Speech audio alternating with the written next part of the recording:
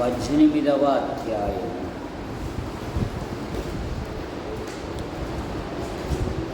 రెండవ రాజుల గ్రంథం 18వ అధ్యాయము 7వ వచనం. కావున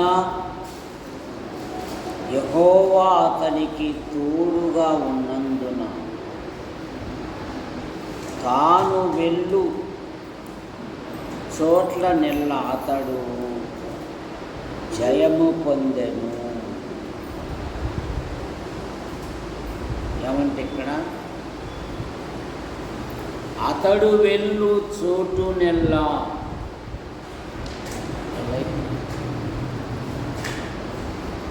ఆ లైట్లన్నీ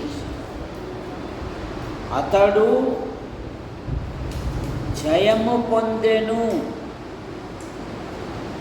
విశ్వాసి యొక్క ఆధ్యాత్మిక జీవితంలో ఈ రాజుగారి పేరు హిజ్కియా. హిజ్కియా అంటే యెహోవా ఏ నా బలము అని అర్థం. హిజ్కియా తల్లిదండ్రులు, నైనా నీ బలము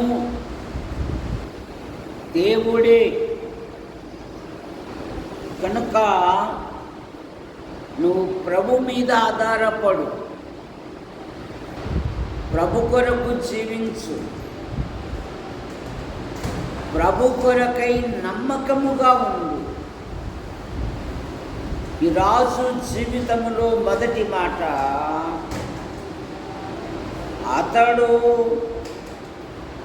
దేవుని యందు విశ్వాసముంచినవాడు. రెండవ రాజుల గ్రంథం 18వ అధ్యాయం 5వ వచనం. 18:5 చదవండి. అతడు ఇశ్రాయేలుల దేవుడైన యెహోవా యందు విశ్వాసముంచినవాడు. చాలు. అతడు తన దేవుడైన యెహోవా యందు విశ్వాసముంచినవాడు. బైబిల్లో విశ్వాసము ద్వారా దేవుడు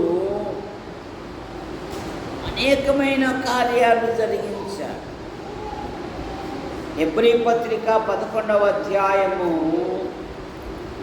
విశ్వాస వీరుల పట్టిక. యవ్వన పిల్లలు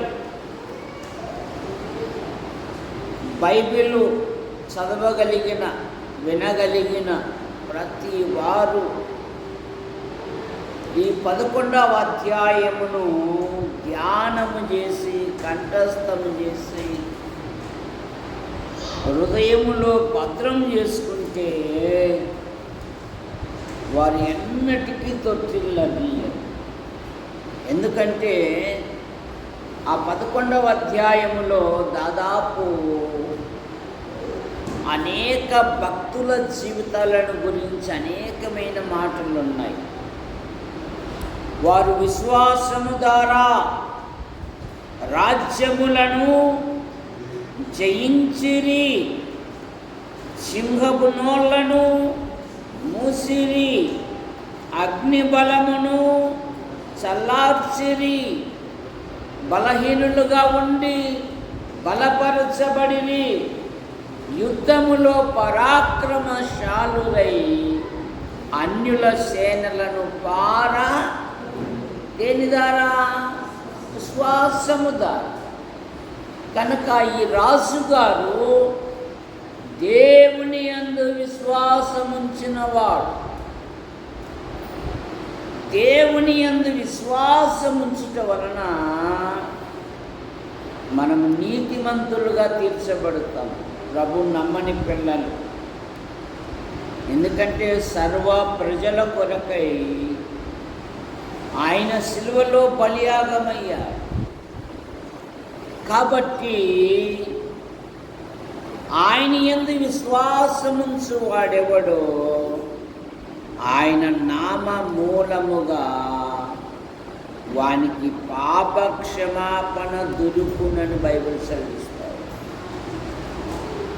అందుకే పౌలు గారు ఒక గట్టి నిర్ణయం తీసుకున్నాడు. ఏమా నిర్ణయం అంటే, గలతీ పత్రిక 2వ అధ్యాయము 20వ వచనములో, ఇక జీవించువాడను నేను కాను, క్రీస్తే నాయందు జీవించుచున్నాడు. ఇప్పుడు శరీరమందు జీవించుచున్న జీవితము నన్ను ప్రేమించి నా కొరకు తన్ను తాను అప్పగించుకొనిన దేవుని కుమారుని యందలి విశ్వాసము వలన జీవిస్తుంది. కనుక నాకు ఏవేవి లాభకరములై ఉన్నాయో అవన్నీ ప్రభు కొరకు నేను నష్టముగా ఎంచుకుంటా అన్నాడు. ఎందుకంటే ప్రభుని అంగీకరించక మునుపు నేను పూర్వము దూషకుడను, హానికరుడను, పాపులలో ప్రధానుడను, హింసకుడను, దేవుని సంఘమును పాడు చేయుచు వచ్చిన వాడు. యువకుడైన స్టెఫెను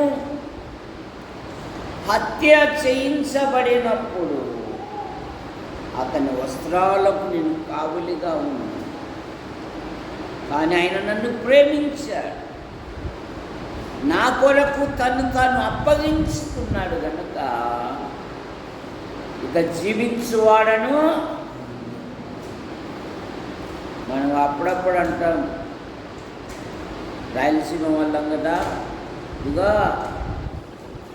బైబిల్ తీసి పక్కన పెట్టానంటే నా అంతా మునగాడు, నా అంత మునగతే లేదు. ఏమంటే బైబిల్ ఒకటి అడ్డం వస్తుంది. సరే, నేను చచ్చిపోయిన అంటున్నాడు పౌలు గారు. ఇక జీవించువాడని నేను కాను. ఆ పదాలు మనకు అక్కర్లేదు, మనం ఉపయోగించకూడదు కూడా. రెండవ మాట, అతడు దేవుణ్ణి హత్తుకొనినవాడు. 6వ వచనం, 2 రాజుల గ్రంథం 18వ అధ్యాయము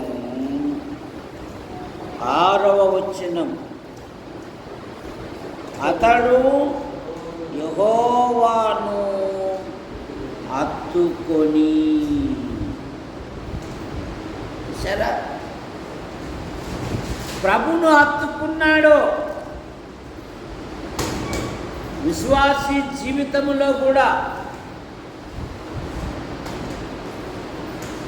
అపోస్తుల కార్యాలు 14:12లో ప్రభును స్థిర హృదయములో హత్తుకొనవలెను, ఎవని మనస్సు నీ మీద ఆనుకొనును వానిని పూర్ణ శాంతి గల వానిగా నీవు కాపాడుదు అని మాట మనం చూస్తాం. 12 మంది శిష్యులలో యోహాను తన పేరు రాయించుకోకుండా ప్రభును వెంబడించువాడు, ప్రభును హత్తుకొని ఉండువాడు అనే మాట రాసుకుంది. కనుక విశ్వాసీ జీవితంలో ప్రతి విషయములో రోమాపత్రిక 12వ అధ్యాయం 9వ వచనం, 12వ అధ్యాయము 9వ వచనం, 12:9.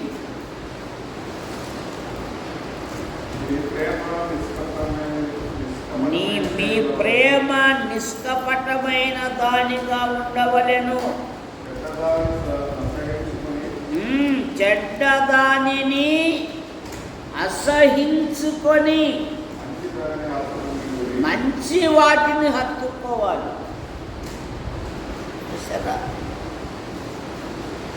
చెడ్డ దానిని అసహించుకోవాలి. చెడు ఆలోచనలు, చెడు పద్ధతులు, చెడు మార్గాలు, చెడు చెలికాళ్ళు, చెడు చెలుకాళ్ళు విడిచిపెట్టాలి.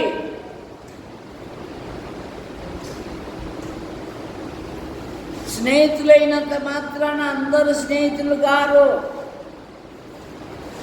అందులో మంచివారు ఉంటారు, చెడ్డవారు ఉంటారు. చెడ్డవారు నీ జీవితాన్ని నాశనం చేయడానికి ప్రయత్నం చేస్తారు. మంచివారు నీ అభివృద్ధికి ప్రోత్సహిస్తారు. సరే,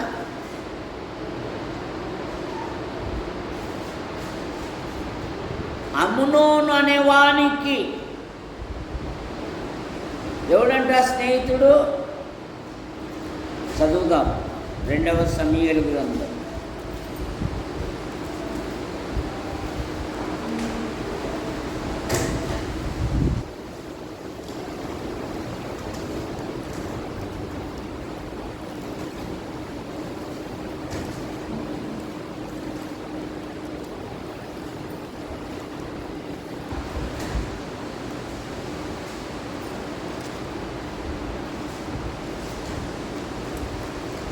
పదిహేడవ అధ్యాయము.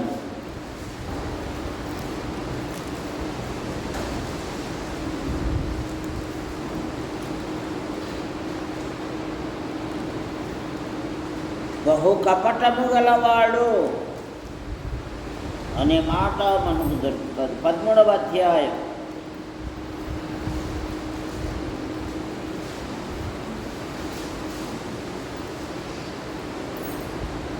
మూడవ వచనం. అమ్నోనుకు మిత్రుడు ఒకడుండెను, చెలికాండ్రు ఒకడుండెను, స్నేహితుడు ఒకడుండెను. అతడు దావీదు సహోదరుడైన సిమియా కుమారుడు. ఇతని పేరు యెహోనాదాబు. ఈ యెహోనాదాబు బహు కపటము గలవాడు. పైకి మంచిగానే ఉంటున్నాడు, కానీ లోపల కపట ఆలోచనలు కలిగి ఉన్నాడు. ఏంది నువ్వు బాగుంటున్నారే,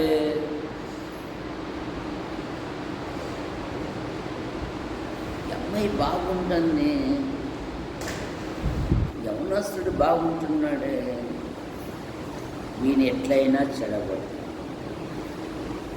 ఈమెను ఎట్లయినా పడగొట్ట. ఎరా రాజకుమారుడవైన నీవు నానాటికి చిక్కిపోటకు హేతువేమి అని. ఏం లేదురా, ఒక అమ్మాయి మీద మనసు పెట్టుకున్నాను. అమ్మాయి స్వయాన చెల్లెలు. ఓ సింతేనా, రోగం వచ్చినట్లు నటించురా, మీ నాన్న పంపుతాడు, నీ కోరిక తీరిపోతాడు. బహు కపటము గలవాడు. జాగ్రత్త. దినాలలో యవ్వనము విలువైనది,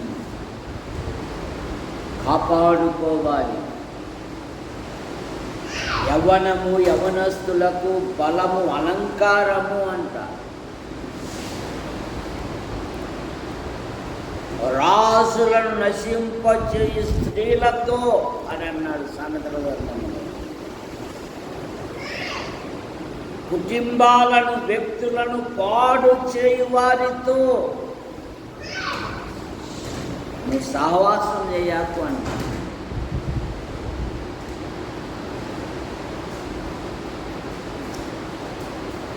స్టాప్ ఇట్.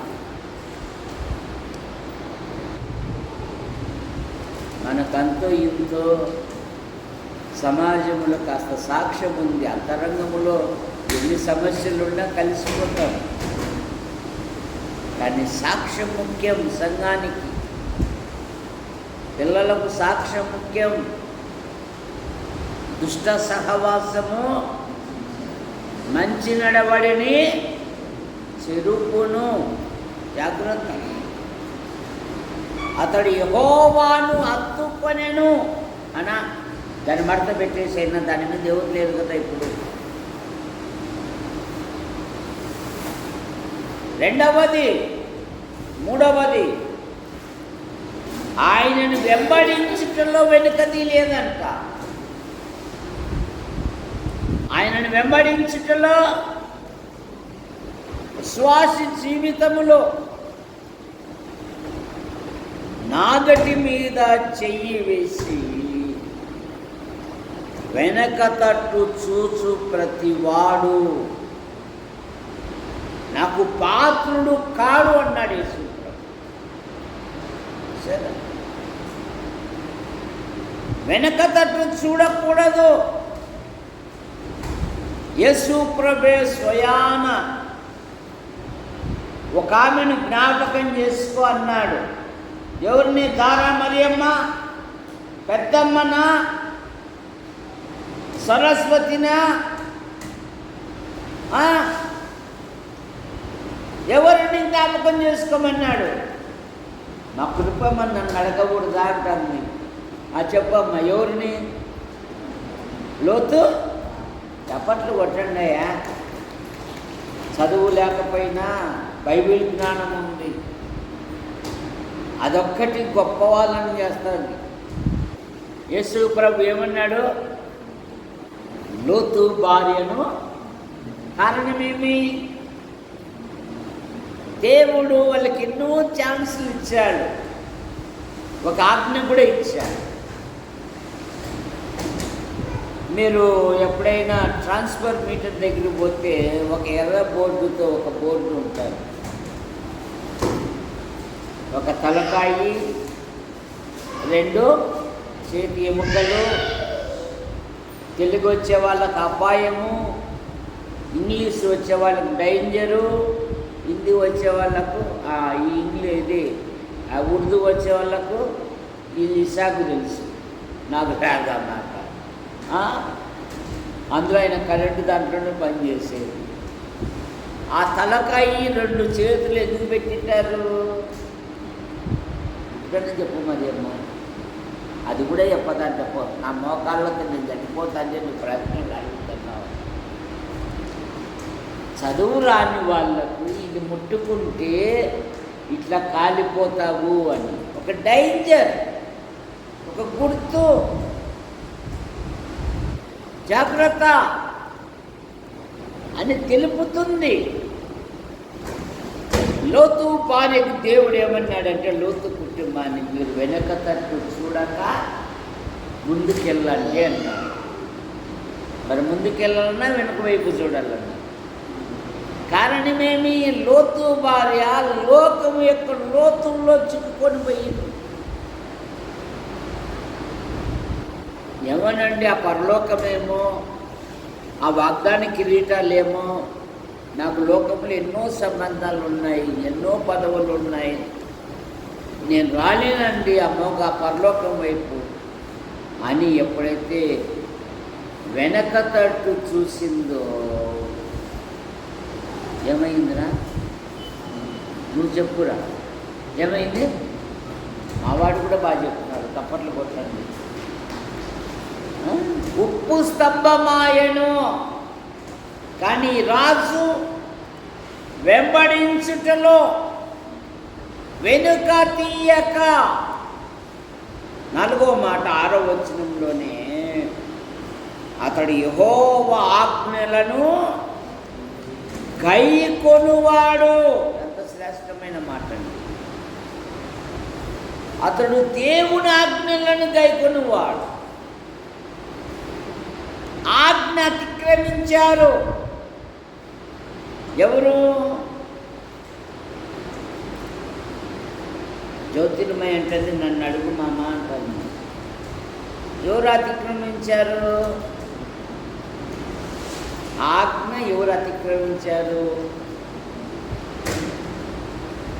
యవనస్తురాళ్ళు అంటున్నారు, మమ్మల్ని అడగకూడదా, వాళ్ళని అడుగుతున్నావే అంటున్నారు. చెప్పు శ్వేత, రామాజీ శ్వేత, హలో చెప్పు. ఇదిగో నేను వచ్చేది వారానికి ఒకసారి, నలుగురు రాళ్ళు చూడు అంటాను నిన్ను. చూసారా? ఆది దంపతులు ఆదాము అవ్వలు ఎప్పుడైతే ఆజ్ఞ మీరారో ఏదెను వనములో నుండి తోలివేయబడ్డారు. చూసారు? ఇక చెమటోడ్చి అన్నాడు. అంతమునుపు ఏమి లేదు. దేవుని సహవాసం, చల్లని పూట, ఇష్టం వచ్చిన ఫలాలు తినచ్చు.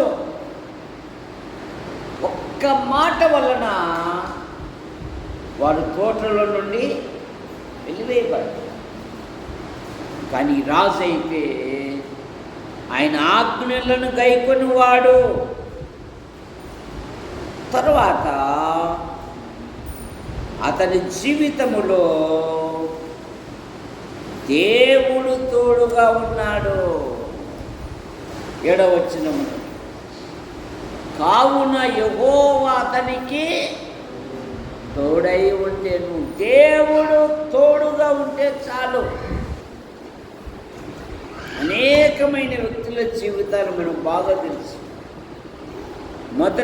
మొట్టమొదట యోసేపు, యెహోవా అతనికి తోడై ఉండెను గనక అతడు చేయనది యావత్తు యెహోవా సఫలము చేసి. యెహోషువతో, నీ మార్గములను వర్తిల్ల చేసుకుని నువ్వు చక్కగా ప్రవర్తించాలి అంటే, ఈ భ్రష్టమైన లోకములో చెడునకు గురి కానివ్వకుండా నువ్వు దేవుని మార్గంలో ఉండాలి అంటే దేవుని ధర్మశాస్త్రమును ధ్యానించాలి, పఠించాలి, పరిశీలించాలి, వాక్యమును కంఠస్థం చేయాలి, భద్రం చేసుకోవాలి. మీకు ఇప్పుడున్న మీ అందరికీ ఒక సపరేట్ ప్రార్థనా గది ఉందా?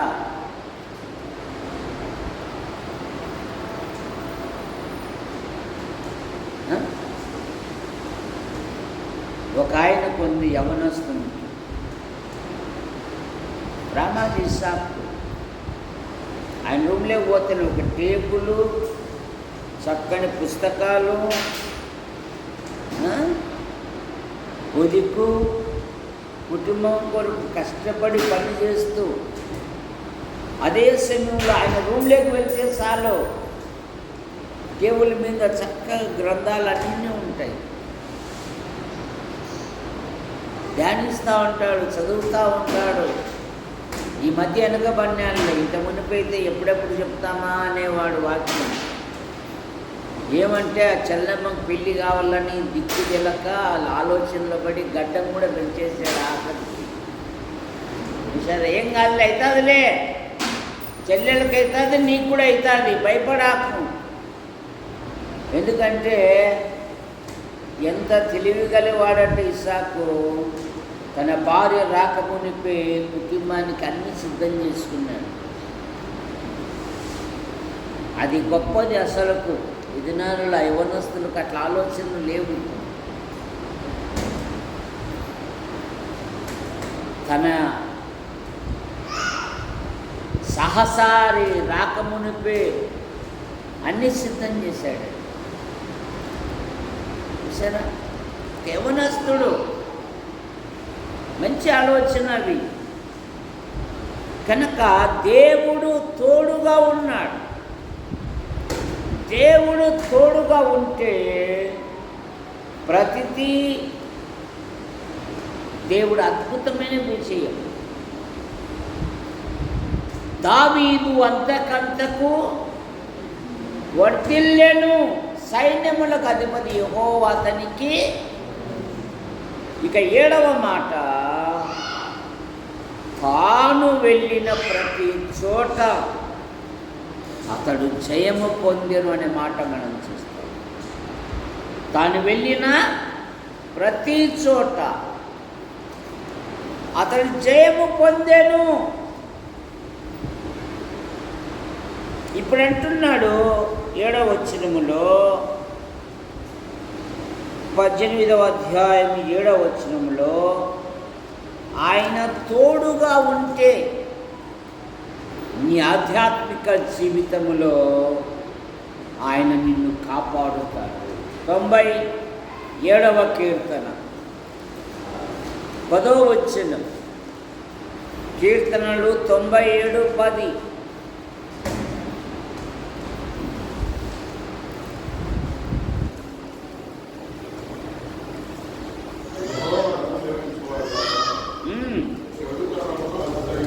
యెహోవాను ప్రేమించు వారులారా, చెడుతనము అసహించుకొనుడి. తన భక్తుల ప్రాణమును ఆయన కాపాడుచున్నాడు.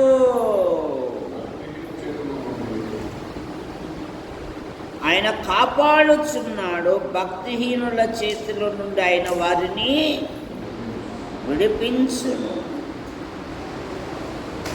నిన్న దినమున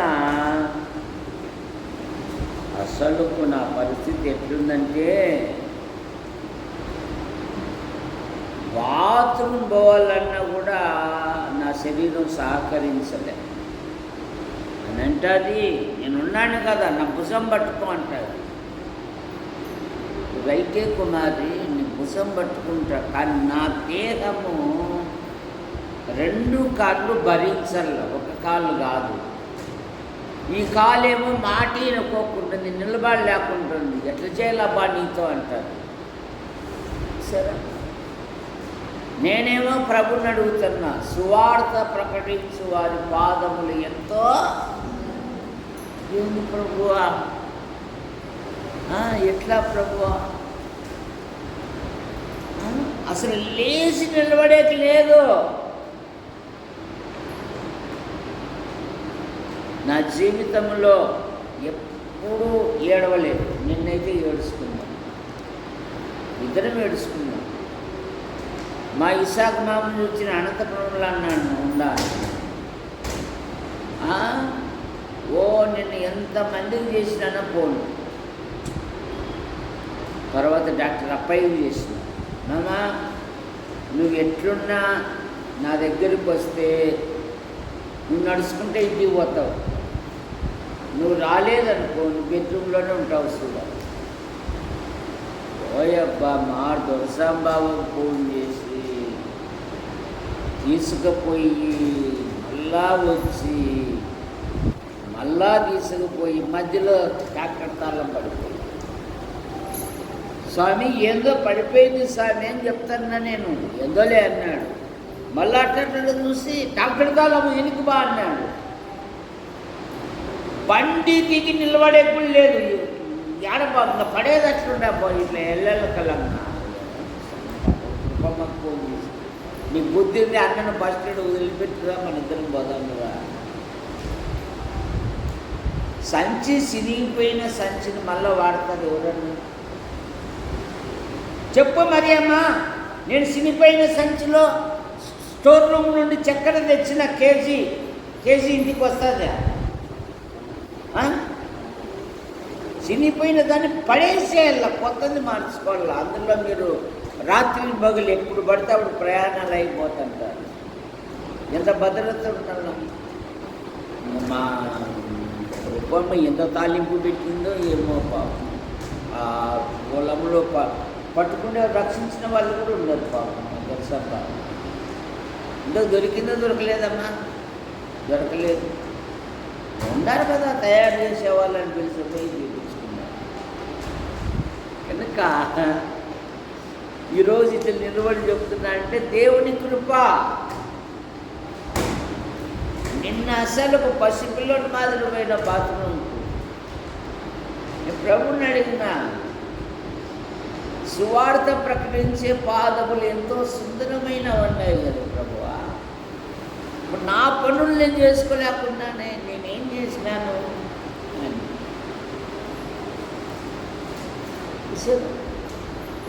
విచిత్రం చూడు, పాటలు పాడే రాజయ్య లేడు. విచిత్రం చూడు, దేవదాస్ బాబు వాళ్ళ అన్నకు ఎవరితో ఫంక్షన్ ఉందంట, నేను పోతున్నా అన్నాడు. కానీ దేవుడు బలం ఇచ్చారు. మీ అందరి ప్రార్థనల ద్వారా, మీ అందరి ప్లస్ నా భార్య సహకారం ద్వారా ఆమె ఎంతో సాయం చేసింది. కనుక మనం ప్రభు కొరకు ఉండల్లా. అప్పుడప్పుడు పరీక్షలు, ఆమె అంటుంది నీకు పరీక్ష పెట్టాడేమో లే అంటుంది. మరియమ్మ కూడా అంటుంది పరీక్ష ఏమో లే నీకు అంటుంది. కనుక ఆయన అద్భుతంగా స్వస్థపరిచే దేవుడు. యెహోవా తన భక్తులను కాపాడు దేవుడు. చెడుతనం అసహించుకొనుడి. భక్తిహీనుల చేతిలో నుండి ఆయన రక్షించు దేవుడు. ఆయన నిన్ను కాపాడువాడు.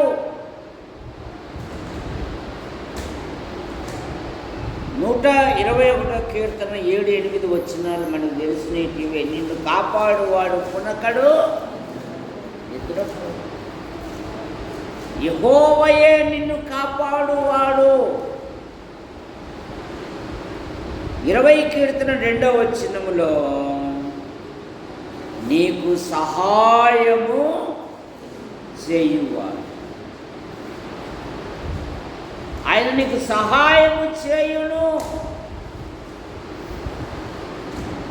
కనుక నువ్వు ప్రార్థన చేయి, అద్భుతమైన సహాయం చేస్తాడు. 146 కీర్తన 5వ వచనం.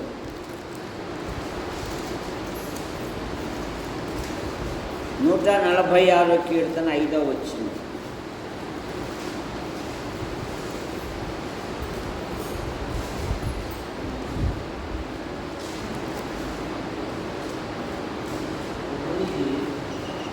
ఎవనికి యాకోబు దేవుడు సహాయుడగును, ఎవడు తన దేవుడైన యెహోవా మీద ఆశ పెట్టుకొనును వాడు ధన్యుడు. ఆయన ఆకాశమును భూమిని అందులోని సమస్తమును కలగజేసిన వాడు. ఎవనికి యాకోబు దేవుడు సహాయుడగును వాడు ధన్యుడని బైబిల్ సెలవిస్తాడు. 37వ కీర్తన 40వ వచనములో ఆయన నీకు సహాయం చేసే దేవుడు. 37వ కీర్తన 40వ వచనం.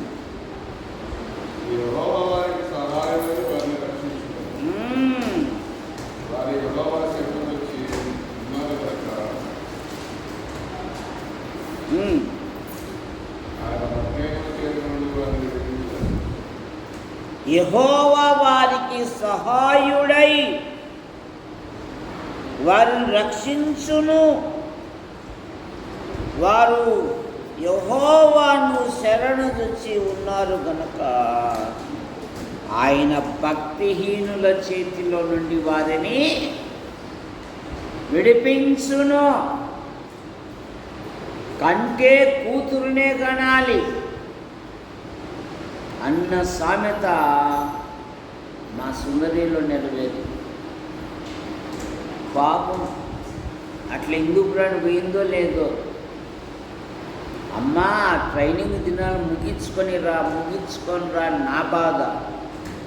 ఆమెమో నేను ఆయన నాకు మాట వినేది అట్లా లేడు, నువ్వు వచ్చినావంటే పిల్లి మాదిరి అయిపోతాడని దెబ్బకు పిలిపించేసి ఇప్పుడేం మాట్లాడలేకుండా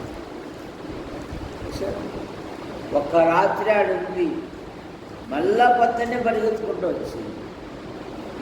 అమ్మా వద్దమ్మా ఆ ట్రైనింగ్ తినాలి, అవి మళ్ళా ఉండేలే డాడీ ఫస్ట్ నీ ఆరోగ్యం అవసరమైతే ఈ వారంలో బెంగళూరు పోదాంపా. సరే, అందుకే అప్పుడప్పుడు అడుగుతూ ఉంటారు, లేదంటే కొందరిని అడుగుతూ ఉంటారు, నీకు ఎంతమంది పిల్లలని. అయ్యా,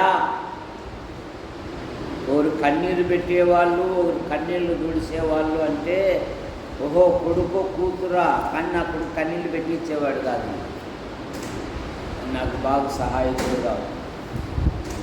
సరే, కొన్ని కుటుంబాలలో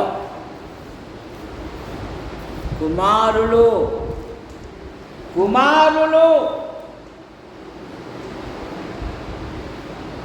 దేవుడు అనుగ్రహించి సంతానం. అత్త వాడెవరో ఈ అమ్మ అని కూర్చున్నాడు, భూషమ్మన పిల్లలు ఎత్తుకపోయి టైమన్నా ఏం కథరా అని వాడు కూర్చున్నాడు. అందుకే నిన్ను ఎప్పుడు చూడలేదని వాడు పోతున్నాడు, ఆ కాకలే అని పోతున్నాడు భయపడి. యెహోవా తన భక్తులను వాడు అక్కడి నుండి చూసుకుంటూనే పోతున్నాడు. భయపడినాడు వాడు, వాళ్ళ అమ్మ దగ్గర పోయి చేరుకున్నాడు, ఇంకా తిరగకూడదని. యెహోవా తన భక్తులను కాపాడు దేవుడు.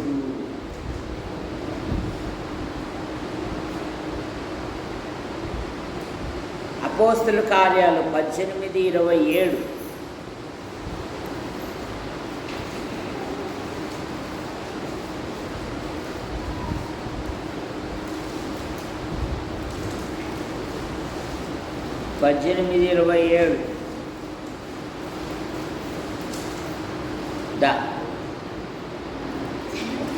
వాడు మళ్ళీ వచ్చినాడు, నువ్వు వస్తావంటే లేదంటున్నాడు.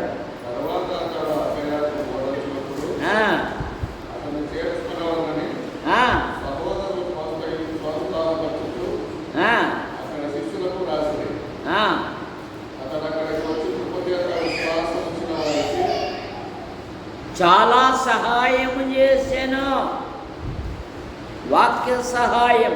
అపోల్లో అనేవాడు సంఘాన్ని బలపరిచాడు. తర్వాత మోషేతో ఐగుప్తులో ఉన్న నా ప్రజలను నువ్వు విడిపించి తీసుకురావాలి. మోషే ఎవరు? సకల విద్యలు అభ్యసించినవాడు. కొన్ని సాకులు చెప్పాడు, కానీ దేవుడు ఒకే మాట అంటున్నాడు, నేను నీకు తోడై ఉన్నదా. నిర్గమాకాండం 3వ అధ్యాయము 12వ వచనం. నిర్గమాకాండం 3:12.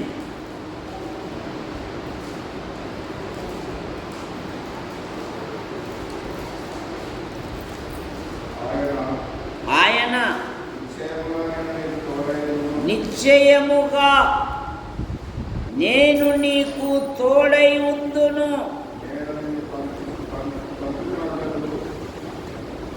నేను నిన్ను పంపితిననుటకు ఇదే నీకు సూచన.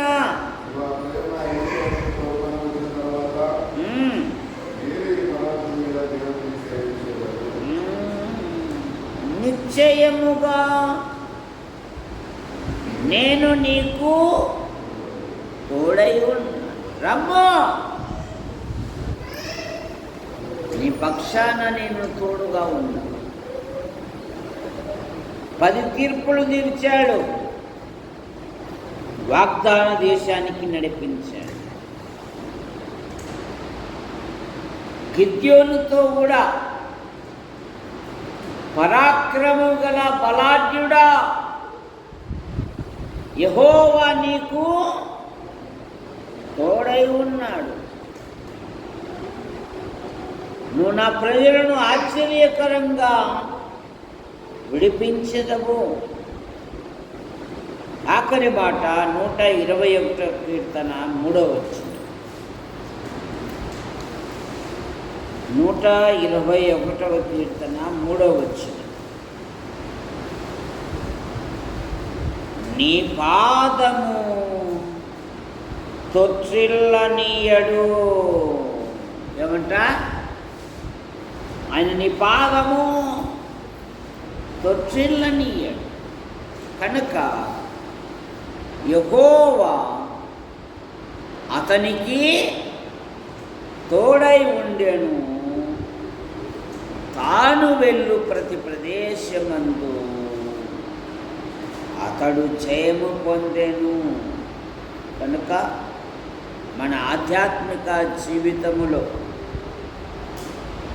ఈ మాటలను మనం భద్రం చేసుకుంటే మన జీవితాలు కూడా జయ జీవితముగా మారిపోతాయి. కనుక యవన పిల్లలు వారి ఆధ్యాత్మిక జీవితములో సమయం దొరికిన కొలది లేస్తానే మోకరించి ప్రార్థించడం అలవరుచుకోవాలి. దేవుని వాక్యం ధ్యానించడం అలవరుచుకోవాలి. దేవుని లేఖనాలను కంఠస్థం నేర్చుకోవాలి.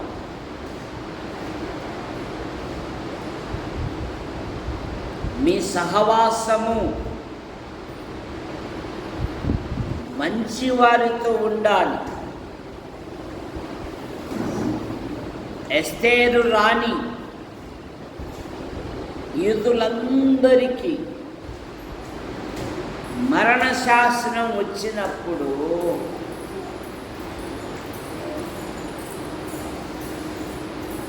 ఎస్తేరు ఏం నిర్ణయం చేసుకుంది?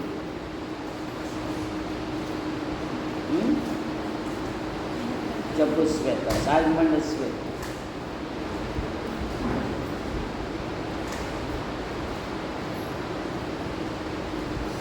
నేనును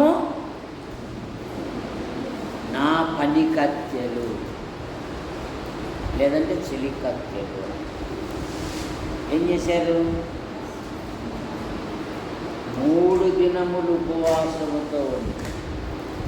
కనుక నీ చెలికెత్తెలు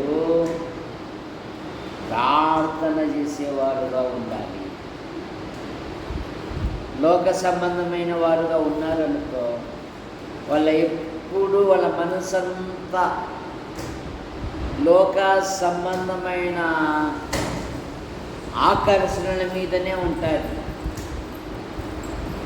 చూసారా? లోకములో ఉన్న వాటినైనను దేనిని ప్రేమించకుడి. లోకములో ఉన్నదంతయు శరీరాశ, నేత్రాశ, జీవము డంబం, ఇవి తండ్రి వలన పుట్టినవి.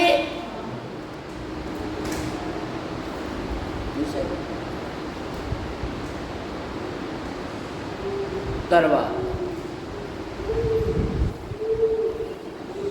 ఒక ఆమె కొండకెళ్ళి తన కన్యత్వం గురించి విలపించింది. ఎవరామె?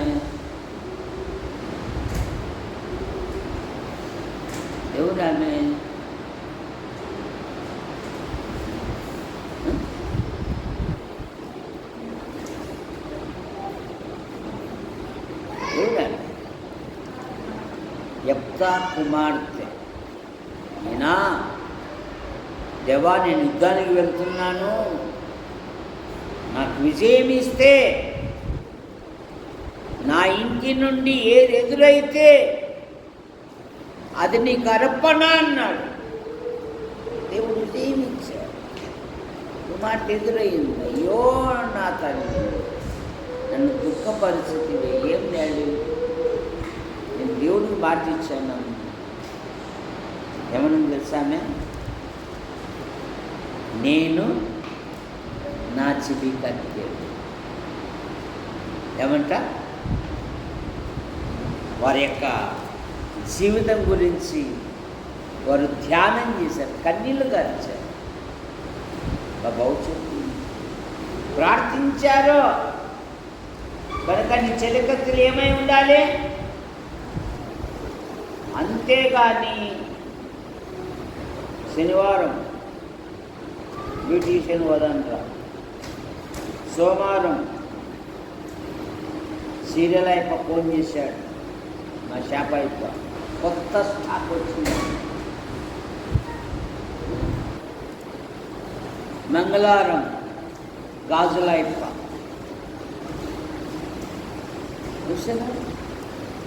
క్రైస్తవ స్త్రీకి ఎట్లుండాలంట? తగు మాత్రపు, మరి తల్లులు నేర్పాలి. తల్లులే ముందు పోతూ ఉంటే పిల్లలు చేయడం నీ గొప్ప సంగతి కాదు.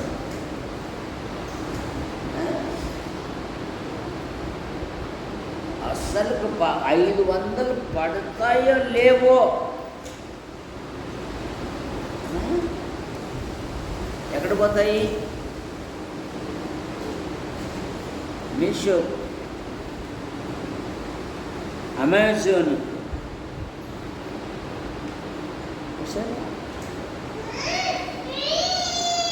నిలబెట్టుకొని ఏదైనా అట్లనే ఆశేమో బారెడు 500 ఉంటాయి, అప్పుడే వింటుంది. పోనీ మీరు ఇన్నాళ్ళు ఆర్డర్ తీసుకున్నారు కదా, అవి వాడినారా చెప్పండి. వాడని ఎన్నున్నాయి శ్వేత? వాడినవి ఎన్నున్నాయి? ఖచ్చితంగా చెప్పు. వాడనివి ఎక్కువ ఉన్నాయంటే శ్వేత. అవసరమా? తగు మాత్రపు.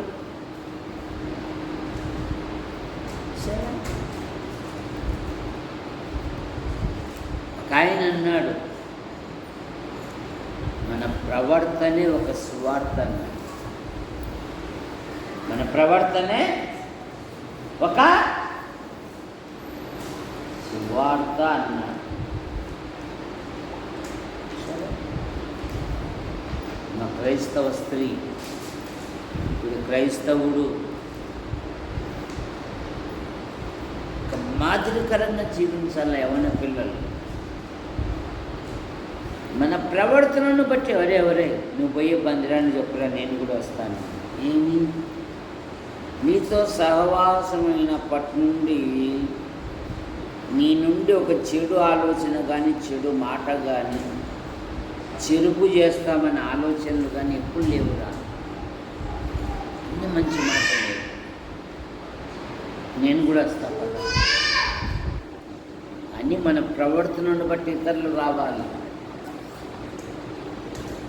కనుక యవ్వన పిల్లలు మీ ఆధ్యాత్మిక జీవితంలో మన తల్లిదండ్రులు వారి సామర్థ్యం కొలది ప్రోత్సహించారు, చదివించారు. ఇప్పుడు మనముగా సంపాదించుకునే వయసులో మనం కనుక యాడికి క్రైస్తవ కుడిగా గృహములోని పిల్లలు, వాడు సోమరుడు, ఆమె సోమరిది అనే పదం వినపడకూడదు. ఏ కష్టము చేసిన లాభమే అని బైబిల్ సెలవిస్తాం.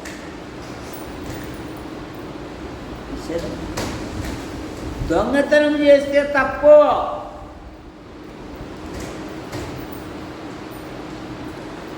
ఎప్పుడైతే మనము సంపాదించడం నేర్చుకుంటామో మనముగా జీవించడం నేర్చుకుంటాం. చూసారా, మన కుటుంబానికి మనం సహాయకులుగా ఉంటాం. మనం వెళ్ళే మందిరానికి మనం సహాయకులుగా ఉంటాం.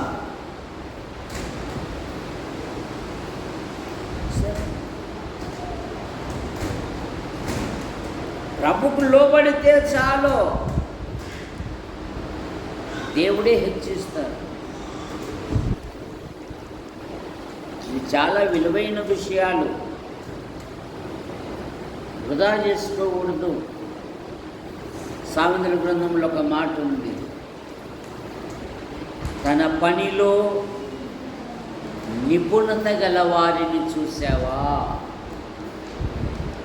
వారు అల్పులైన వారి ఎదుట కాదు, ఉన్నతమైన వ్యక్తులతో వారి సహవాసం.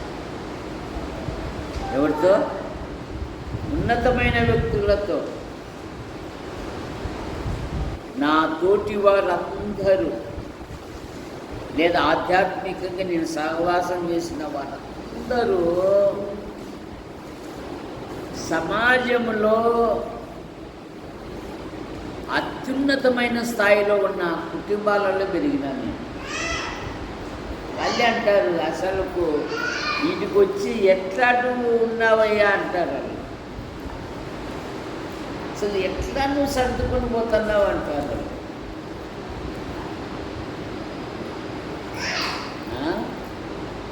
అన్ని దాంట్లకు అలవాటు పడాలి అని చెప్తాను నేను. పౌలు అందరినీ అన్ని విధములుగా సంపాదించుటకు అన్ని విధముల వాడనైతిని అన్నాడు ఆయన. కనుక గొప్పింటిలో ఉండడం తెలుసు, పేదరికంలో ఉండడం తెలుసు నాకు. అలా అంటారు, నువ్వు ఇక్కడికి వచ్చేసేయి అని అంటారు. లేదు లేదు, నాకు 4 ఆత్మలు ఉన్నాయి, వాళ్ళతో కలిసి ప్రార్థన చేసే బాధ్యత దేవుడు నాకు ఇచ్చాడు, నేను రాను అంటారు. ఇప్పుడు వస్తే బెంగళూరులో నీకు ఒక సంఘం ఉంది అంటారు. 88లోనే నాకు 30 కుటుంబాలు ఉండేవి బెంగళూరులో. అప్పుడు 15 రోజులు బెంగళూరు, 15 రోజులు ఇంటికాడ ఉండేవాడు. కనుక మీ జీవితాలలో కూడా దేవుడు గొప్ప కార్యాలు జరిగిస్తాడు. ప్రభు మీద ఆధారపడాలి, తల్లిదండ్రుల మీద కాదు. ప్రభు నా జీవితంలో నీ సంకల్పాలు, నీ ఉద్దేశాలు ఏవైతే ఉన్నవో అవి నెరవేర్చు, నన్ను వాడుకో, నన్ను తుప్పు పట్టనే వద్దు అన్నాడు ఒక భక్తుడు. ఇనుము నువ్వు మట్టి మీద వేసి ఒక 6 నెలలకు చూడు, తుప్పు పట్టిపోతా.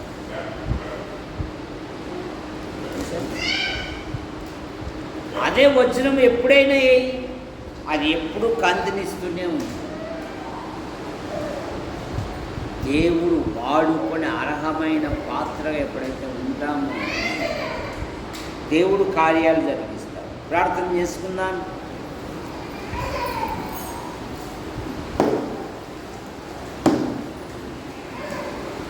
మొక్కాలు ఉండలే.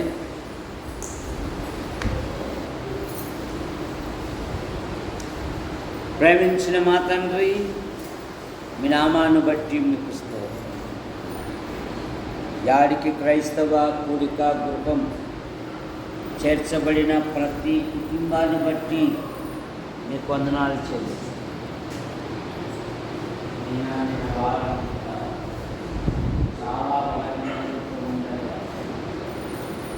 నేను సంఘంగా ప్రార్థన చేశాను, సహాయపడ్డారు, ప్రోత్సహించారు. అయినా నడుచుటకు శక్తిని ఇచ్చారు.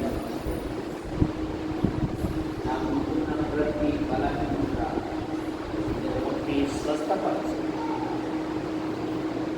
తీసుకుంటున్న ప్రతి మందులు పదార్థములు పూర్ణ ఆరోగ్యం, పూర్ణ స్వస్థత దయచేయండి. కొందరు సహోదరులు ఆయా పనులను బట్టి మరి వెళ్ళిపోయారు. వారి పనులను ప్రయత్నములను దీవించి క్షేమంగా నడిపించి రాసేయకుంటున్న ప్రతి బలహీనత మీరు ముట్టి స్వస్థపరచు. సంఘము దినదినము క్షేమాభివృద్ధి చెందుతుంది. మీకు కొనసాగి స్వరూపక్క పెద్ద కోడలు కాంతి విషయంలో సహాయం చేశారు. చక్కని కుమారునిచ్చారు. తల్లి కుమారుని దీవించండి. మంచి పోషకలు దయచి జెస్సీ విషయంలో కూడా మీరు కార్యం జరిగించి నైనా గర్భములు ఎదుగుతున్న పిండాకృతిని దీవించి మంచి పోషకాలు దయచి కాంతి విషయంలో ఏ విధమైన తొందరలు ఏర్పడకుండా మీకు దయచి ఇదిగో మరో సంతానం కొరకు ఎదురు చూస్తున్న దంపతులు ఉన్నారు. కమలమ్మ భర్తను దీవించండి. సంతాన విషయంలో మీకు దయచి బాబు కూడికలకు రాలేకపోతున్నాడు, కనికరించండి. దేవుని సన్నిధికి వచ్చినట్లుగా మీ కృపను దయచేసి వంశీ కూడా రాలేకపోతున్నా మీ కృపను దయచేసి యేసు ప్రభువా కళాశాల మొదలుకొని నర్సరీ వరకు చదువుతున్నాడు. విద్యార్థులను మీరు ఆశీర్వదించి నూతన కాలేజీలకు పాఠశాలలకు వెళ్తున్న బిడ్డలను దీవించి మీరు ఎక్కడి కింద ఉంచుకొని కాపాడు.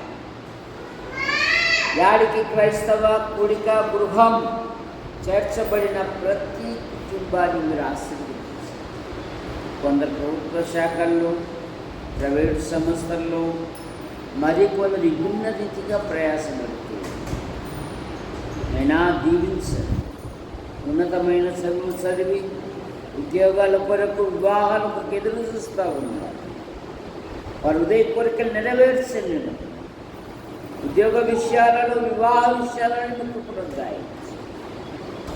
డేవిడ్ హిందూపురంలో నూతన ఇంటికి మారుతూ ఉండగా ఆ ప్రదేశాలను మీరు ఆశీర్వదించండి. నైనా యోసేపు అడుగుపెట్టి ప్రతి స్థలాన్ని మీరు దీవించండి. యాకోబు అడుగుపెట్టు ప్రతి స్థలాన్ని దీవించండి. ఇదిగో డేవిడ్ నూతనంగా ఒక గృహంలో చేరుకోవాలి. ఆ పరిసరాలను రెక్కల కింద ఉంచుకొని కాపాడాలి. యెహోవా యందు భయభక్తులు గల వారి చుట్టూ ఆయన దూత కావలి ఉండి వారిని రక్షించును అనే మాటను బట్టి ముగిస్తారు. తన వృత్తిలో కూడా ఉన్నతమైన పదవులు దయచేయండి. మరో కుమారుని కొరకు ఎదురు చూస్తూ ఉన్నారు. ఈ వారంలో జరగబోయే కూడికలను ఆశీర్వదించండి. చాలామంది రాత్రుల పూట రాలేకపోతున్నారు. నాయన కూడికలు ఉన్నాయి అని తెలిసి కూడా రాలేకపోతున్నారు. వారి మనసులను కలిగింపచేయండి. అయినా దేవుని సన్నిధి, దేవుని మందిరం, దేవుని సంఘం, భక్తులు అన్నారు, యెరూషలేమా మా పాదములు నీ గుమ్మములలో కనపడుచు. చాలామంది రాలేకపోతున్నారు అయ్యా, వారిని కనికరించండి, నడిపించండి. స్తోత్రములు చెల్లిస్తుంది. మా యాడికి మండలం, మా తాడపత్రి నియోజకవర్గం, మా అనంతపురం జిల్లా, మా తెలుగు రాష్ట్రాలను, మా భారతదేశమును, నాయకులను, అధికారులను, ప్రభుత్వాన్ని పాలన చేయవారిని దీవించండి. చక్కగా పాలన చేయనట్లుగా మన దయచేసి యూట్యూబ్ ద్వారా వీక్షిస్తున్న ప్రతి వారిని దీవించండి. కట్టుపల్లి యోహానంకులు రాజాబాయి యాంటనీ పిలుపు తీసుకున్నారు. వారి కుమారులు, వారి భార్యలు, వారి సంతానం, వారి కుమార్తెలు, వారి భర్తలు, సంతానం తీసి కట్టుపల్లి జాన్ ఎల్సన్ గారు అయిన భార్య పిల్లలు, పాలు గారు అయిన భార్య పిల్లలను దీవించు. స్థానిక సంఘాలను, సేవకులను, సహోదరులను దీవించు. అయ్యా మీకు స్తోత్రములు. నాకుంటున్న ప్రతి బలహీనత మీరు ముట్టి స్వస్థపరచండి. కంటిని కూడా చూపించుకోవాలి, కనికరం చూపండి. తగిన సమయంలో డాక్టర్ల దగ్గర వెళ్ళి మా కొరకు ప్రార్థిస్తూ, మా అవసరాలు తీరుస్తూ, సమయాలలో సహాయపడుతున్న ప్రతి వారిని దీవించి, అయినా యూట్యూబ్ ద్వారా వీక్షిస్తున్న ప్రతి వారిని దీవించి, శ్రీరామూర్తి గారు అలాగే కుమారుని దీవించి, ఆయనకుంటున్న ప్రతి బలహీనత మీరు ముట్టి రాత్రి ఈ దినం మీరు మైమొక్కండి. ఈ పరిసరాలను మీరు ఎక్కడి కింద ఉంచుకొని కాపాడండి. ముఖ్యంగా వర్షం కొరకే మేము ప్రార్థిస్తున్నాం. కనికరం చూపండి నైనా, సముద్రాలను కదిలించి బలమైన వర్షాలు పడునట్టు, బలమైన అల్పపీడనాలు ఏర్పడినట్లుగా మీకు పొందుతారు. నదులు, బావులు, చెరువులు, గుంటలు, చెక్ డ్యాములు, వంకలు ప్రవహించినట్లుగా మీకు పొందుతాయి. అయ్యా పొలం సిద్ధం చేసుకుని రైతన్నా మీ వైపు చూస్తూ మీరే కార్యం జరిగించి పాలు తిరిగి పరీక్షలు సిద్ధపడుతూ ఉండగా ప్రతి పరీక్షలలో మంచి ఫలితాలతో పాస్ అవుతుంటాయి. నైనా ఈ రాత్రి మీరు మహిమ పొందండి, దినాన్ని మీరు మహిమ పొందండి. ఆశీర్వదించి హస్తాలు కాదు. యేసు ప్రభు నామములో ప్రార్థిస్తూ బయలుదేరుతున్నాను తండ్రి, ఆమేన్. అందరికీ వందనాలు.